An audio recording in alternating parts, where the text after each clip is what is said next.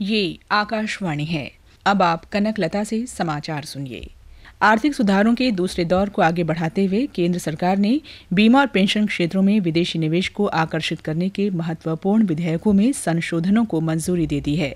बुनियादी ढांचे की परियोजनाओं को बढ़ावा देने तथा तेज और समावेशी विकास के अन्य उपायों को भी केंद्र की हरी झंडी मिल गई है।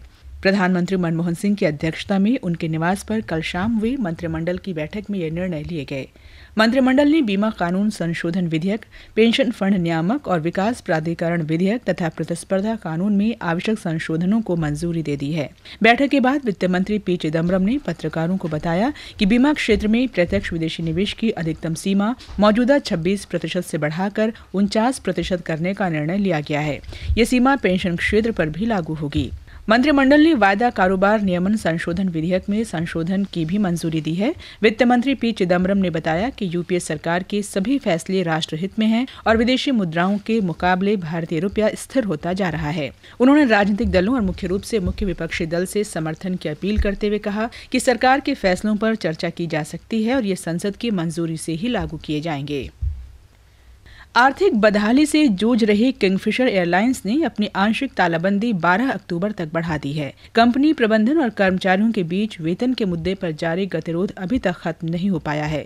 कर्मचारियों को पिछले 7 महीने से वेतन नहीं मिला है, जिसके विरोध में वे हड़ताल पर चले गए हैं। कर्मचारियों के एक वर्ग की हड़ताल को अवैध बताते हुए किंगफिशर प्रबंधन ने अपनी विज्ञप्ति में कहा है कि अभी तक कंपनी का कामकाज सामान्य नहीं हो पाया है, इसलिए आंशिक तालाबंदी 12 अक्टूबर तक बढ़ानी पड़ी है। उच्चतम न्यायालय ने व्यवस्था दी है कि किसी भी व्यक्ति के आयकर रिटर्न और किसी कर्मचारी के कार्य निष्पादन की सूचनाएं व्यक्तिगत हैं और उन्हें जब तक बड़े सार्वजनिक हित का मामला न हो तब तक सूचना अधिकार कानून के अंतर्गत नहीं लाया जा सकता। न्यायमूर्ति केएस राधाकृष्णन और दीपक मिश्र की पीठ ने कहा कि इस तरह की सूचना देने से उस व्यक्ति की निजता में अवांछित हस्तक्षेप होगा। न्यायालय ने यह फैसला उस याचिका को खारिज करते हुए दिया जो सरकारी कर्मचारी के सेवा मामलों और उसकी चल अचल संपत्ति के ब्यौरे न देने पर दायर की गई थी।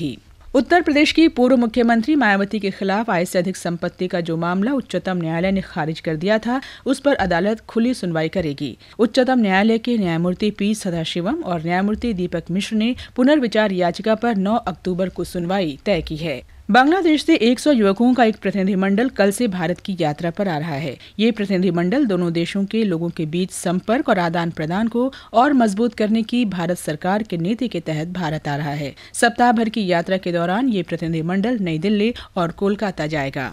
भारत के सानिया मिर्जा और स्पेन की नूरिया लागोस्टेरा वाइवेस की जोड़ी चीन ओपन टेनिस टूर्नामेंट के महिला डबल्स के सेमीफाइनल में पहुंच गई है। आज सेमीफाइनल में सानिया और लूरिया का मुकाबला चीन और स्लोवाकिया की जोड़ी जिया झेंग और कैटरिन स्रेबुतनिक से होगा। पुरुष वर्ग में आज महेश भूपति और रोहन बोपन्ना की भारतीय जोड़ी का मुकाबला उज्बेकिस्तान के जेनिस इस्तोमिन और अर्जेंटीना के कार्लो बर्लूक से होगा।